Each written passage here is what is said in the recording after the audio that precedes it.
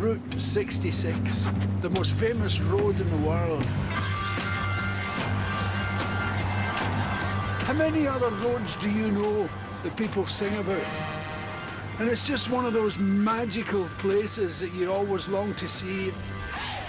Ever since I was a wee boy in Glasgow, I fantasised about getting my kicks on Route 66. Oh my God!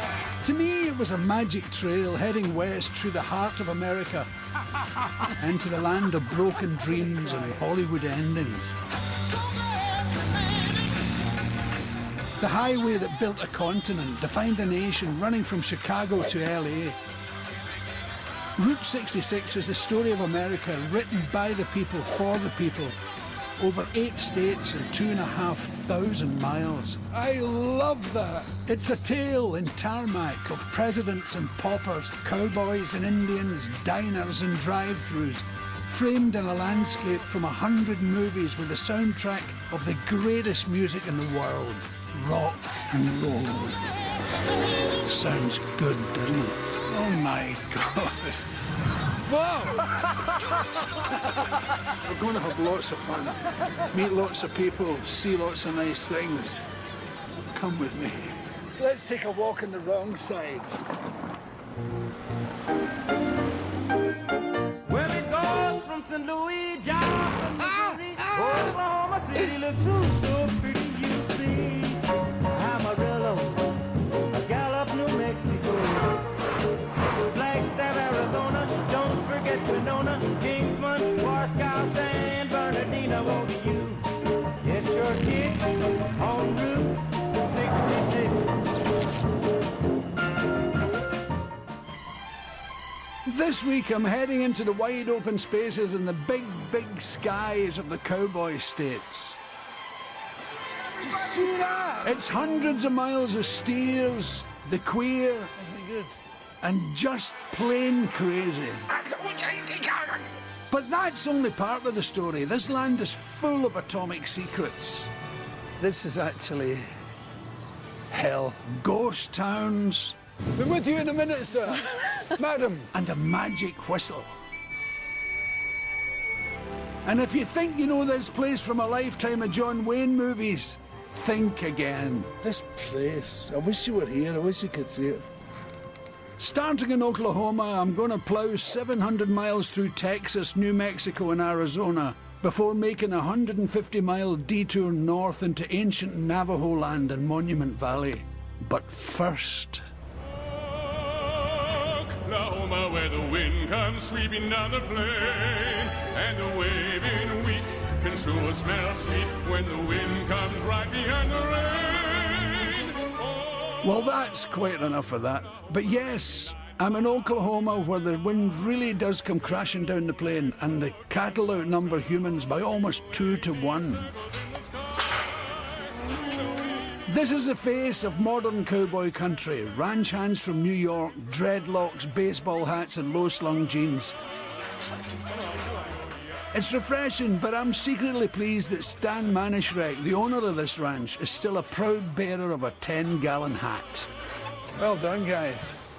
We're on our way. Oh, great, I'll go round to the other side. Okay, sounds good to me. And we are going, literally, on a cattle drive. I love the way those 2 boys work the cattle.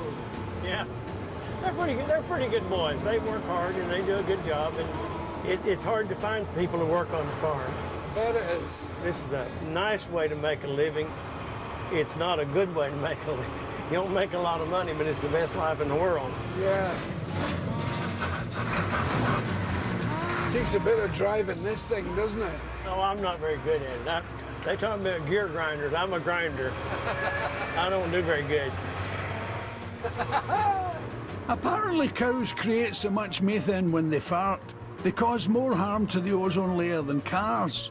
I mention this because there's a constant emission of gas, fluid and effluents going on behind us, with potentially explosive consequences for those standing roadside. Up here at this toll booth, we go through there and we'll pay. And generally, if they have any experience with these cattle, the minute you get through paying, that window goes up. Oh, I mean, you'll see them slam that window closed.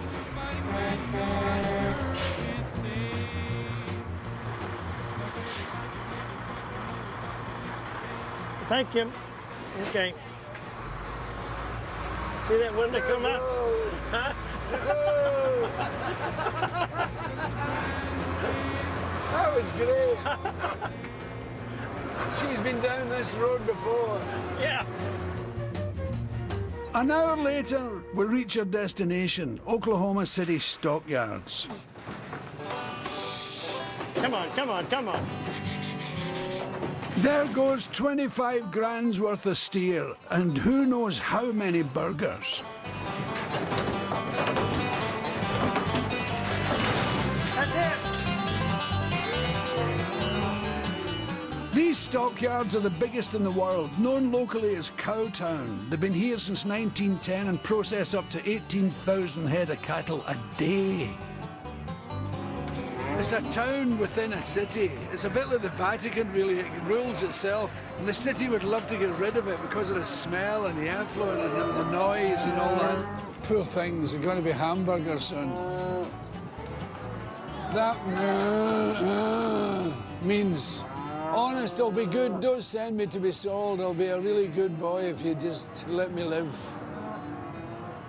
Poor old things, they've got no balls or anything.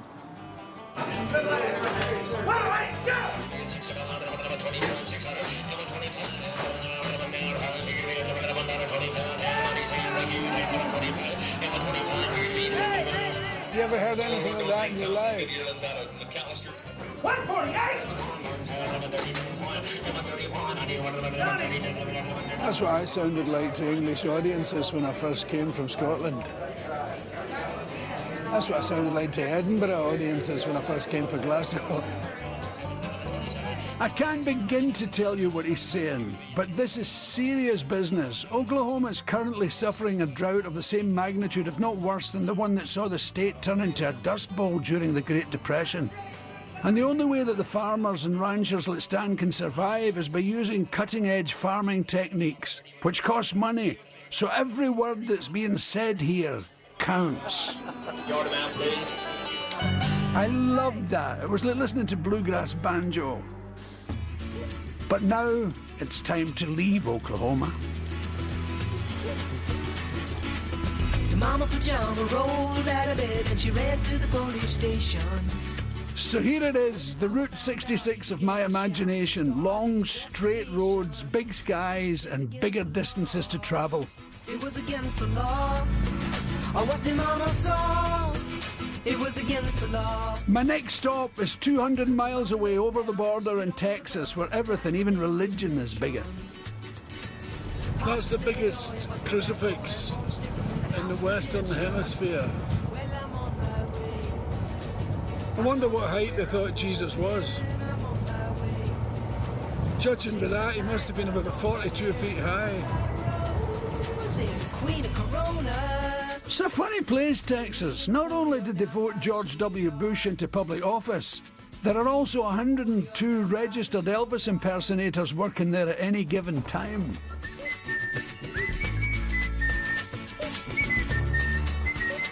Not a good run of claims to fame, but that could be about to change because I'm heading for the tiny town of McLean. Stuck in the middle of nowhere with very little to do, the town has put itself firmly on the map as a must-see for one simple reason. This is a museum to barbed wire. That may sound daft if you don't live in Texas or if you don't live in the West. But barbed wire, or the devil's rope as they called it, was invented by a man called Samuel Glidden. A lot of people wished him dead because before that, the whole West was free range for cattle, free grazing. You could drove your cattle over hundreds of miles just eating as they went. But then people started putting up barbed wire and lining off their land, especially if they had water, because that way they could stop the whole herd in its tracks and charge for the water. And it caused range wars, caused a lot of death, a lot of fighting, a lot of terrible arguing. It doesn't have a good history, barbed wire. Come on in, we'll have a wee look. Oh, here we go, here we go. Now just hold your excitement. I'm going to take you over to the barbed wire splices.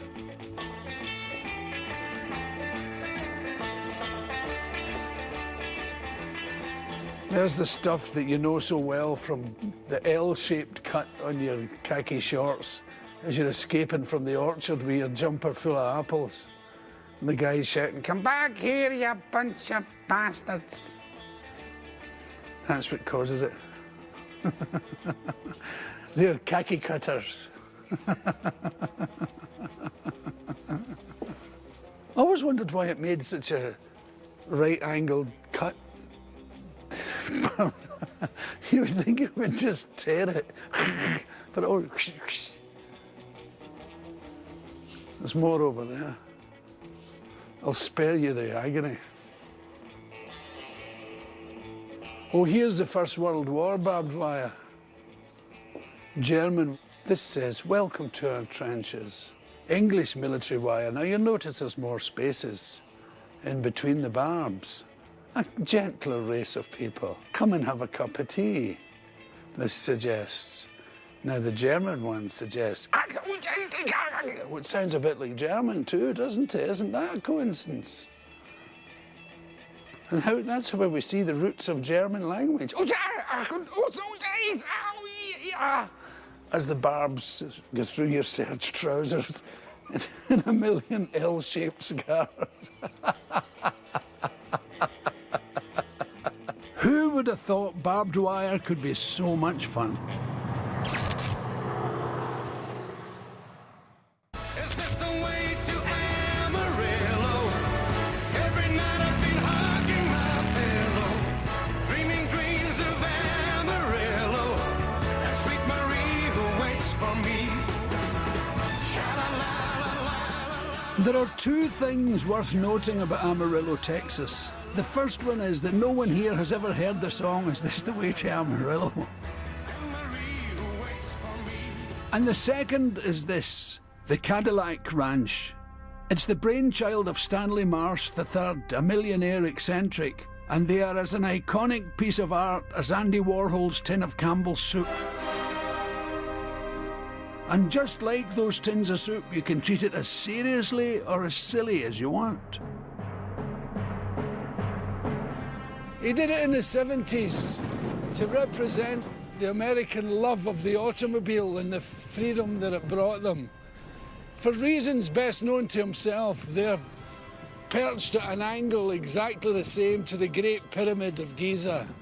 I don't know why that should be, you'll have to ask him. But he encourages people to graffiti on them, to repaint them, to whatever you care to call it, he encourages it. And I'm going to do it. And every now and again, apparently, he recoats them to give you a clean canvas. The public can start again doing whatever they like on it. To make love to me, I know will never be Billy Connolly. What? How in the name of God did that? He must have come and done that. Imagine having my name on it, that's freakish. Billy plus Amarillo, Billy C. This has been prepared for me. What a lucky chap I am. Look at it along that way. Isn't it good? How very weird, it's really knocked me off my balance. I might as well say hello to him.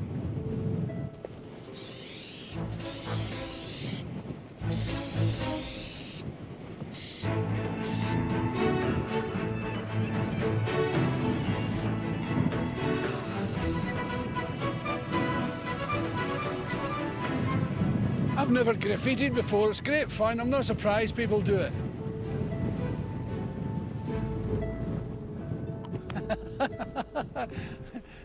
It's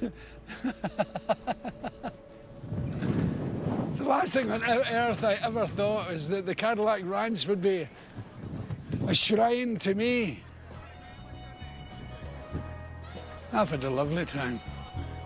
I think I'll do it in Scotland with bicycles. Mother, mother, there's too many of you crying. Brother, brother, brother, there's as far too many of you died.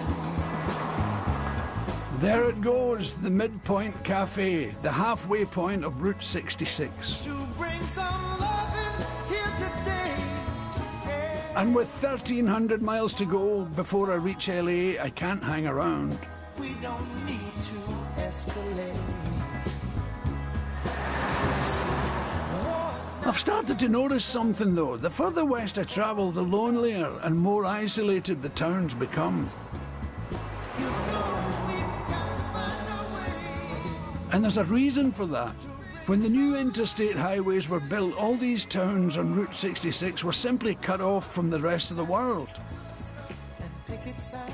Some survived, others, like my next destination, Glen Rio, turned into ghost towns overnight. This is Glen Rio. It's a ghost town, except for one lady who lives here, Roxanne. The interstate bypassed Glen Rio in 1973. There was 30 residents, and apparently it just completely died overnight. Go and have a wee word with her, I think. Hello, Roxanne. Billy Connolly. Nice to meet you. Nice to meet you. So this was your dad's gas station. Yes. Did you work here? Oh, yes. All my siblings and I every summer. All the traffic would be lined up to the highway, both directions. Very, very busy. Yeah. Every island. He would have us go wash the windshields and check the oil so they'd be ready to just pump the gas and keep them moving through. Texas Longhorn down there was the last to go. What was that? What was the Texas Longhorn? The restaurant? It was this. Oh, it's a motel. Yes, cafe, station, and motel. Just over here. Uh-huh. It certainly isn't now. So how does it feel to live here all alone? Well, I'm used to it. I'm fine with it. I like the peace Yeah, and well, you got quiet. plenty of dogs to keep you company anyway. Right. How many dogs have you got? 6. They make the noise of 12. Yeah, that sounds like more. What made you decide to stay? It's home. Yeah. But don't you need other people around you to make it home? Well, my daughter comes every chance she gets. My son stops by pretty often. Oh, that's great. I like it here. I plan to stay as long as I'm able. Yeah, why not? Why not? You could be the Lord Mayor as well, if you like. Well, people tease me about that. I'm the mayor, the sheriff, and everything. So they've only got one cow living there now. Oh, looks like. Be with you in a minute, sir. Madam. Yes. We have single rooms. Would suit you ideally. Yeah, this was the station part, and the cafe over here. Well, there was a cafe here. Mm-hmm. Just to think that people swanning around here being happy, having cups of coffee and checking in for the night. Mm-hmm.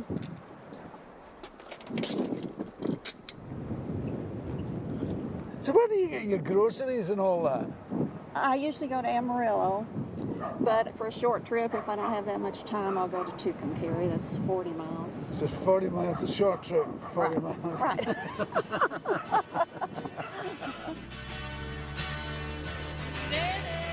These people of Route 66, they never cease to amaze me. I mean, can you imagine driving 40 miles for a pint of milk? The last ghost of Glen Rio, alone but not lonely. Not for me, you understand. But isn't the world just that wee bit better for her being there?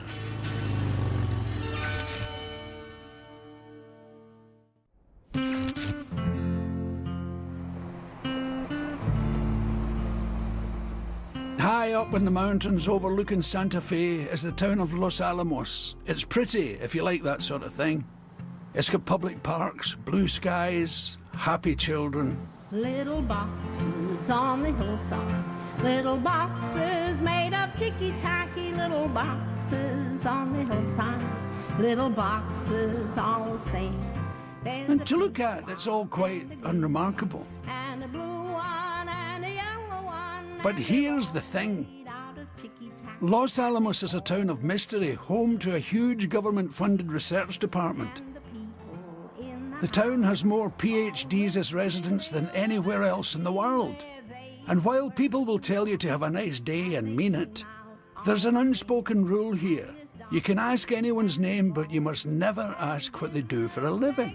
executives, and they're all This is a nice wee rural setting with the sun pouring down on us and a nice wee log cabin behind us. But this is actually hell. This is where the atom bomb was made, Los Alamos, New Mexico. And it was born as a completely secret city. Back in 1943, both the Allies and the Nazis were well aware that whoever could harness atomic energy as a weapon first would ultimately control the outcome of the war.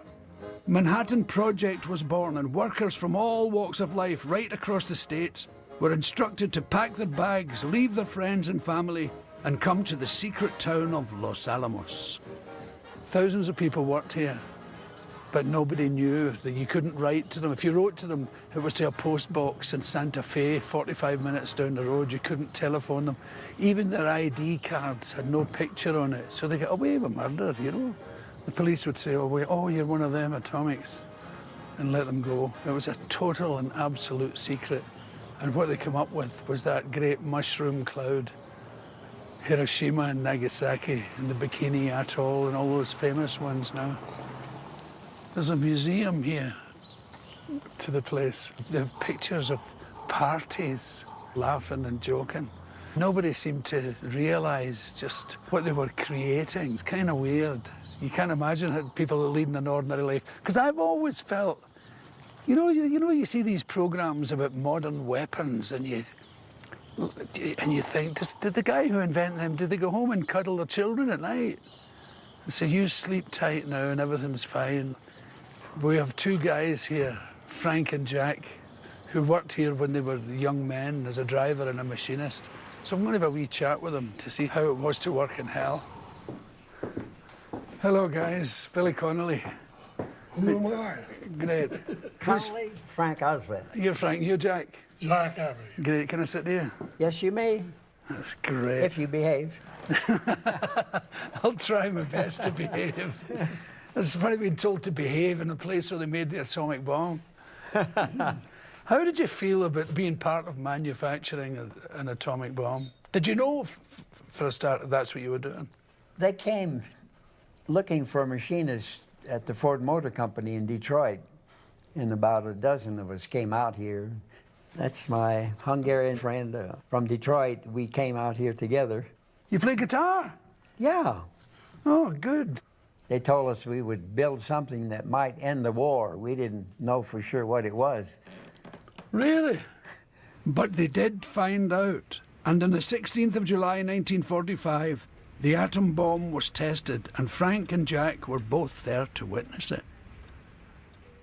I went down there and I climbed a mountain, and we slept up there the night before and watched it that next morning. You did? So we looked down at it, and all of a sudden a flash went off. We saw the mushroom building up below us. And then I heard the sound come in later. Who took the picture? You took the picture of the explosion. Oh, I did. That thing. That's your picture there? That's it.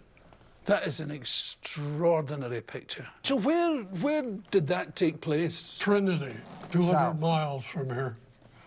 My God.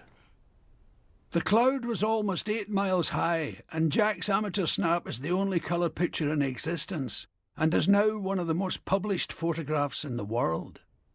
That's extraordinary. How did you feel when you did it fill you with what, fear or joy or horror?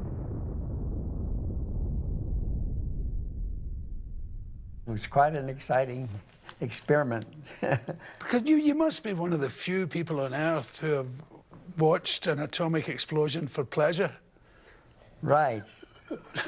Unofficially, from a high place. I mean, there can't be many. Well, speaking of pleasure there, that you watched the staff after it went up. Wow! Now you saw some pleasure. Yes. Was anybody troubled with guilt that you knew? Because it seems I would say a large number were that they had, previous to this, circulated petitions to not use the bomb aggressively, but to demonstrate its power at a deserted island someplace. Yes. And there were literally hundreds of signatures on that petition that never reached Roosevelt.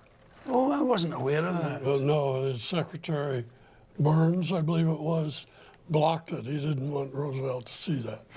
Really? But yes, there was guilt. Yes. And a lot of it. I'm actually very glad to hear that. I mean, I'm not glad people felt guilty, but it would be deeply disturbing if everybody was overjoyed about it, wouldn't it? I've understood what that would do. Well, thank you very much for your time. It's been a real pleasure. You're very welcome. I'll be honest, I never thought Route 66 would bring me face to face with people involved with the first atom bomb. But what lovely guys. And what a thing to see a dawn of a new age.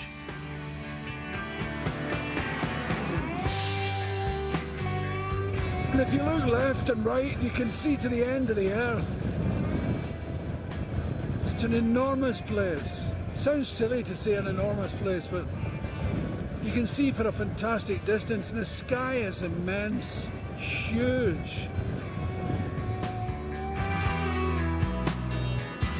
My next stop, Albuquerque, has a population of 500,000, but still feels like a small town, albeit one with cowboys with handbags and lizards for pets.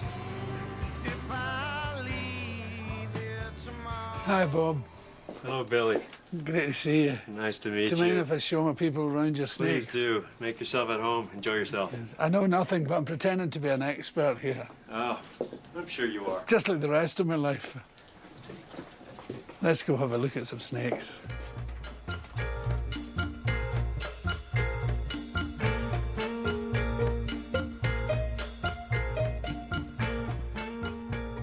See if you can see it first.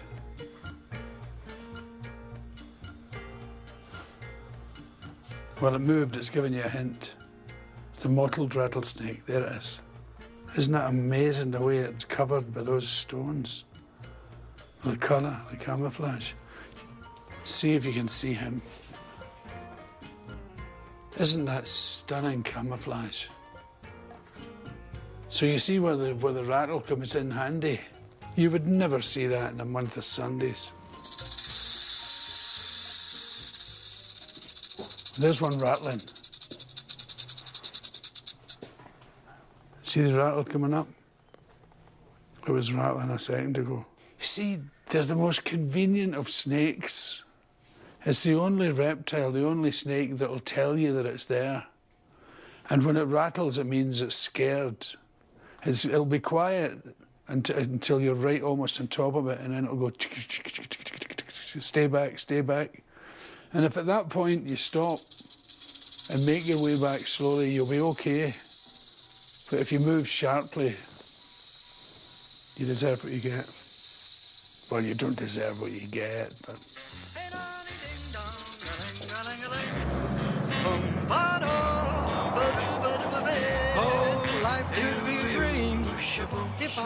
The Rattlesnake Museum was fun. I'm not very fond of snakes, but I'm immensely fond of a snake that warns you that it's there.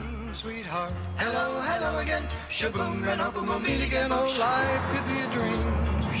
If only all my precious plans would come true. But I'm back on the road again, and I've got 300 miles to cover to get to my next stop, Payson, Arizona. It's a long way, but the sun is shining, the roads are straight. I mean, what could possibly go wrong?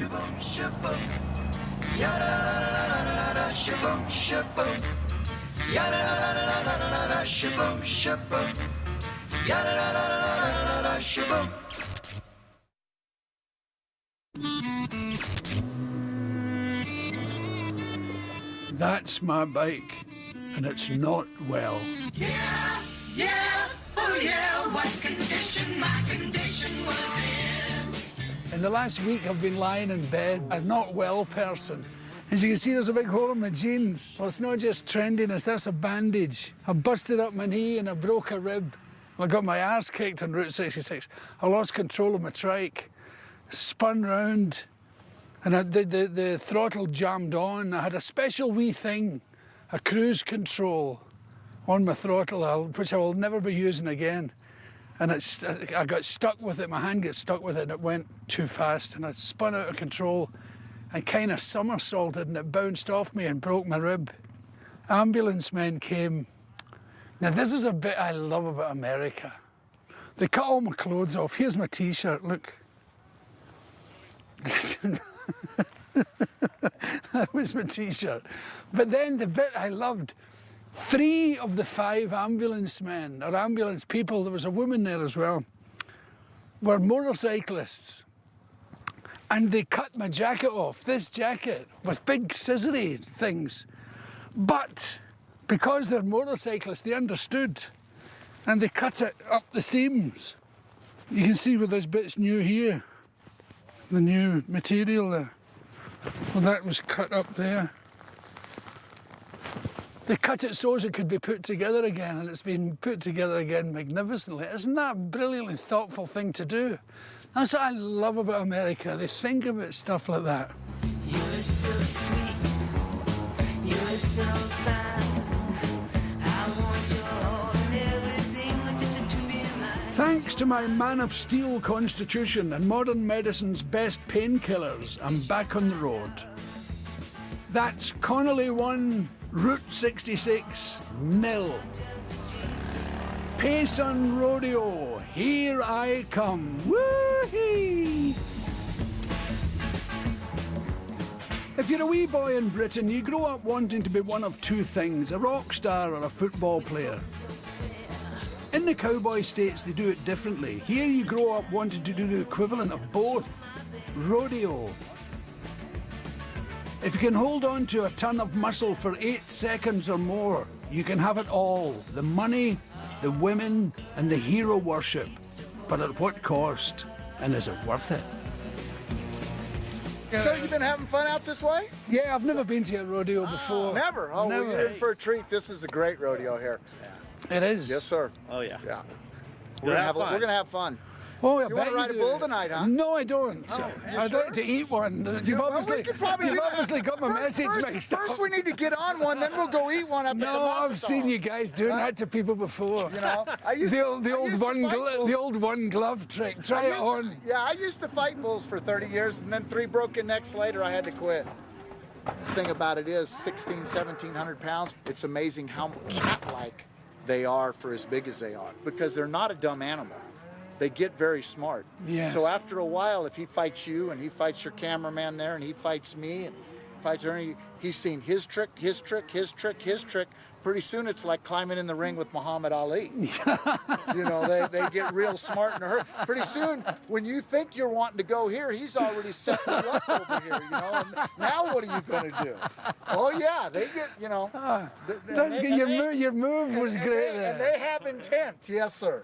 The further that he gets you pushed out and the more that he doesn't stay bent like this and he gets you out here, then he's got that room to come and gather you, and that's when they knock you as high as a telephone pole there. But that's so interesting. Yeah, I'll be fine. I've got to get some stuff together. Great. If I can What help a joy anything, you holler talking at to me. you.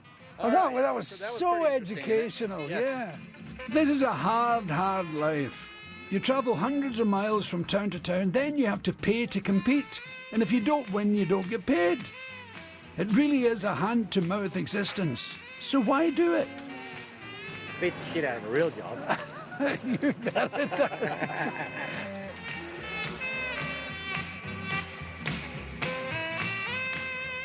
You see, most people take up cycling, and driving cars, That's a little boring. and other things that you don't have to feed. Hello. Okay. How are you? I'll let. Are you competing?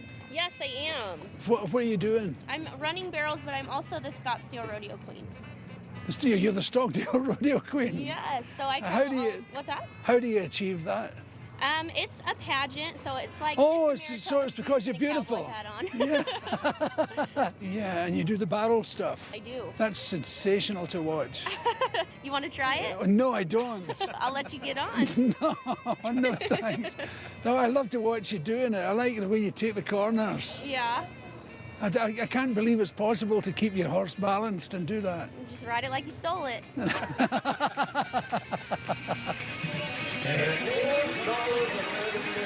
As time goes on, you start picking up on something.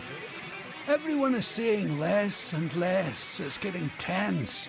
And that's when you realise that this is showbiz, but not as we know it.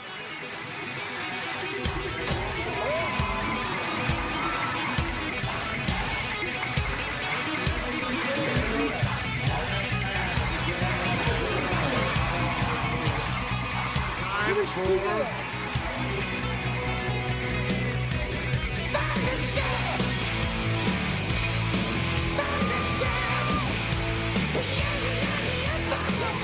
my God!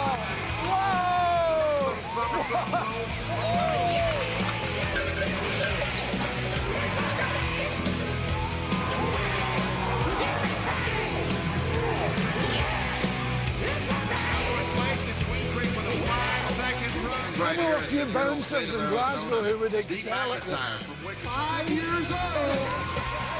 5 years of age. My God. Oh my God. What are they thinking about?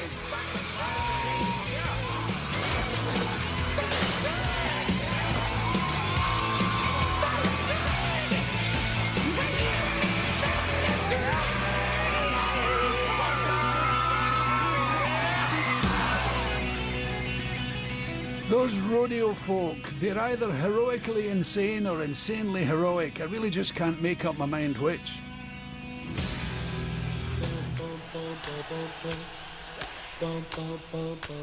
I'm making another detour, 150 miles north to the ancient and sacred home of the Navajo Indians, Monument Valley.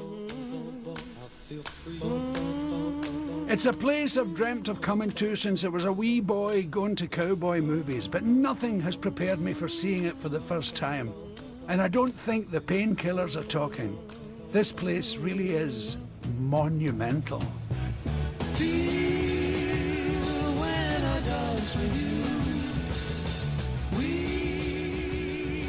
Well, this is even better than I imagined it would be. No wonder they look on it as spiritually great.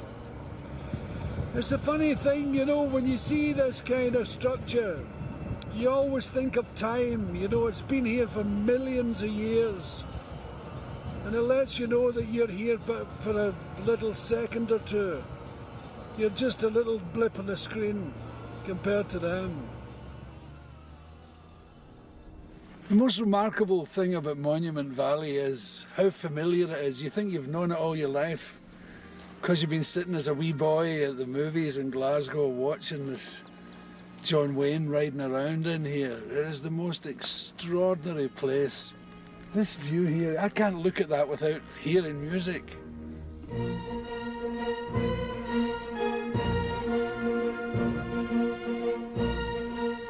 My God, a number of times I rode through here when I was a child.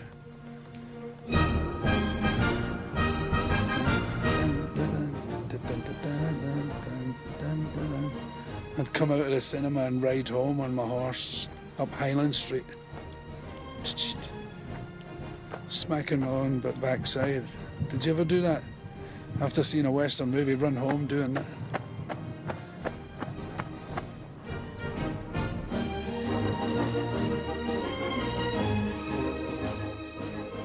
It's extraordinary the power that has exerted on us over the years, isn't it?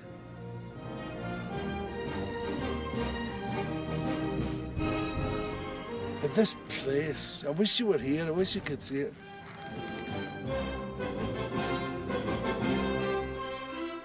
But you must never forget it's also a very sacred place to the Navajo. They've lived here for centuries. But Monument Valley is far more than the setting of 100 boyhood fantasies. To the Navajo, this is a sacred land, and they've lived here thousands of years. And while they're keen to embrace many of modern life's conveniences, there are some things like medicine and magic they still have faith in. So I'm putting myself in the hands of a real Navajo medicine man to see if he can do what modern medicine can't and mend my broken rib. I know nothing about the ceremony. The guy seems very nice. He speaks very little English. It's almost pure Navajo. And he's going to... I feel very privileged to be allowed to be part of it, you know. So, here goes. Incidentally, you won't be seeing the ceremony, all of it. You'll see some of it until he said there's part of it he won't allow to be filmed in any way. It's very private and personal. It's not, I mean, we don't get naked or anything like that, but just he doesn't believe in sharing it with the world. It's theirs, and that'll do me.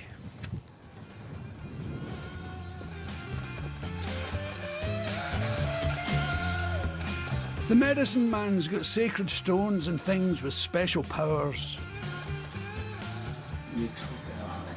He's going to use this feather to send a message back to where I crashed and cool the earth down.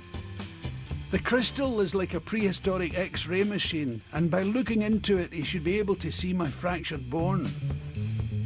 The fire is made using cedar chips. It smells good, and the smoke is a libation.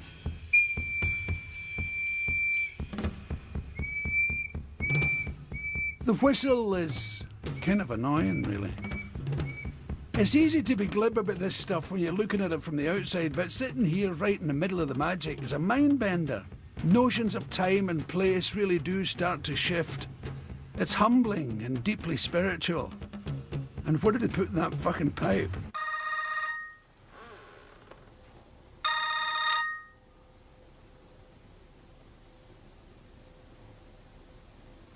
No.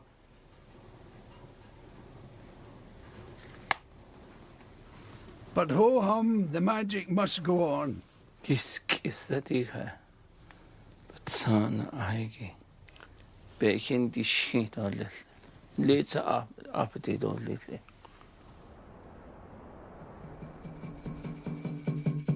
An hour later, and the drummers have arrived. The ceremony is drawing to a close.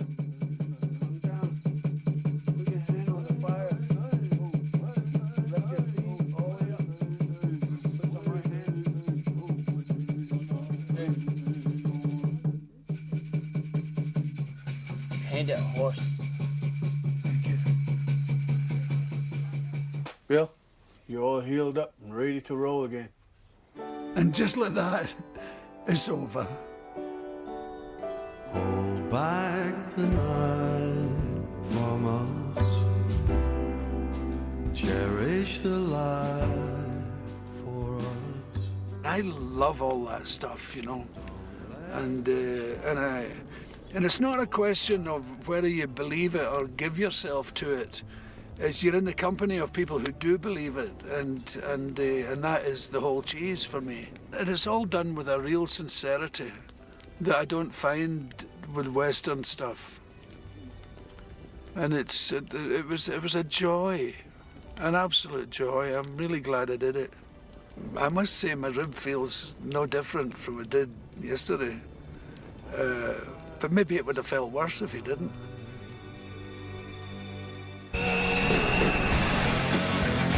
Next week I hit LA and reach the end of the road, but not before I see the biggest, the weirdest, makes a great tinkling and the most ferocious characters the Mother Road has to offer. Hello. But there's even more to it than that. Come this way. Because I'm going to find the true spirit of America. I've seen it, been there, done it. I'm going to get the T-shirt. For your chance to win a fabulous USA trip for you and 3 friends from a choice of 3 Route 66 destinations: Chicago, Las Vegas or Los Angeles. All include 7 nights luxury accommodation, car hire and £4,000 spending money. All you have to do is answer the following question correctly. Which Chuck famously sang the song Get Your Kicks on Route 66? Was it A, Chuck Berry, B, Chuck Norris, C, Chuck Steak? Call 090 49 59 69 66. Calls cost no more than £1 and 3 pence from BT landlines. Calls from other networks may be higher and from mobiles will be considerably more. Or text A, B or C to 83 366. Text costs £1 plus one standard network rate message. Red button viewers can enter by pressing their red button now. You can also enter for free at itv.com. Entrants must be 18 or over. Entries made after lines close at 10 a.m. on the 13th of October will not be counted, but may still be charged. I tell you, boys. There's a book to accompany the series. Billy Connolly's Route 66 is available now from all good retailers. Well, who knows more gossip? Richard Bacon and Denise Van Outen are on Celebrity Juice over on ITV2 next. Well, here it's the ITV News at 10, followed by the Jonathan Ross Show. Oh.